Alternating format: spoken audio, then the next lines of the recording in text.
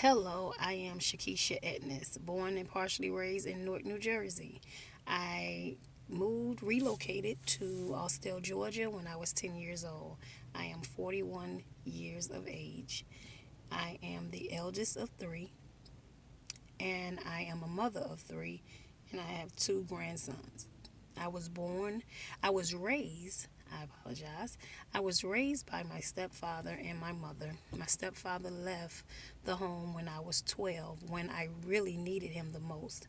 But due to him and my mother having just a dysfunctional relationship to where it was mental and emotional and physical abuse within the home, he decided, or they decided, that they shall depart from one another.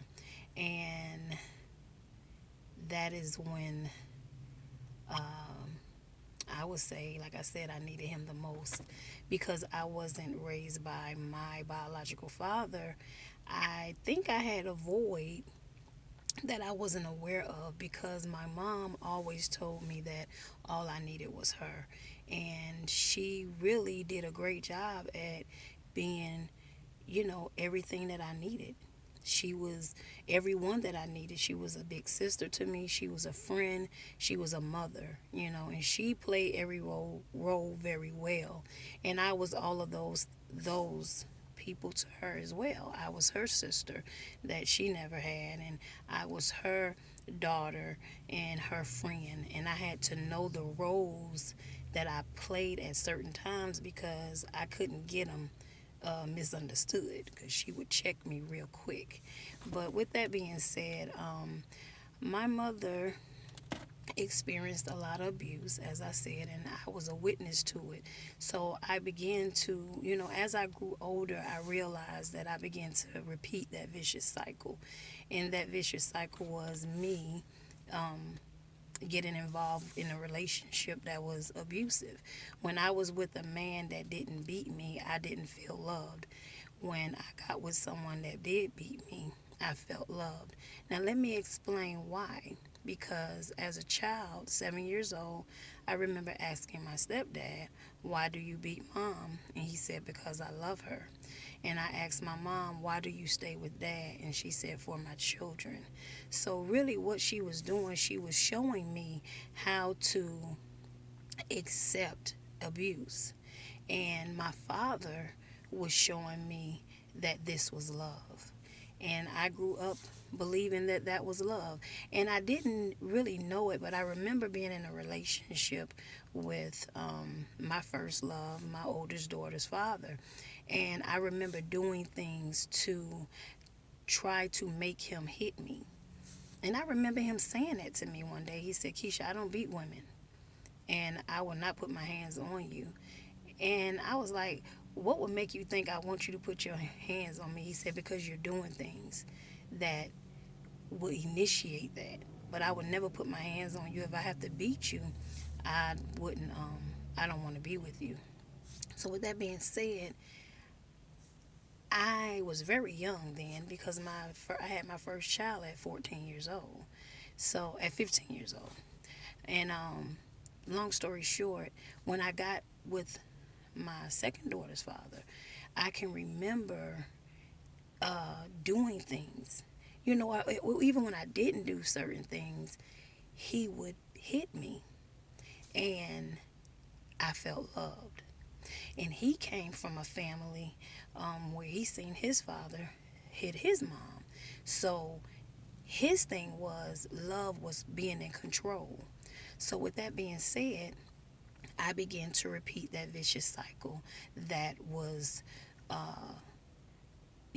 and that I seen my parents do before me. And so now that's that. I'm just sharing a couple of things with you. So with that being said, growing up in an abusive home, and then a dysfunctional home, uh, my parents were drug addicts, and seeing all of this in my environment, it's learned behavior. You learn certain things that they teach you. You don't do exactly what they say. You do what they teach you to do. And with that being said, again, I repeated the history of abuse. Now, when I got in a relationship with a man that didn't abuse me, then I was verbally abusing him because I didn't know how to treat or be treated by someone that was good to me. Okay, so now you're speaking of a single parent of three children. I had three children at the age of 21. And I'm really just sharing a lot so you would know, you know who I am, know where I come from. How about that? It's not who I am because what happened to me or what happened to you, guess what? That is not who you are. And you can overcome those things. So, being a high school dropout, I dropped out. I went back and got my GED, but I did drop out. And being bullied in school. So, it's so many things that I was able to overcome. I remember even, young ladies around me that were getting pregnant. I was a virgin, the very last one in my little circle that lost her virginity. And you had so many women, I mean young girls, that they was just getting pregnant just to get a welfare check. They was getting pregnant to get Section A or get public housing, and I fell into statistics, but I had to pull my way out of that because you have to realize, guess what? You don't have to do it the way everybody else did it. You don't have to fit in. And I always knew I was different. I always knew that I had a different calling on my life. I mean, at a young age, I was always helping someone. Even when I was in school, as a young girl, I would always, because I think I was taught that, or I learned that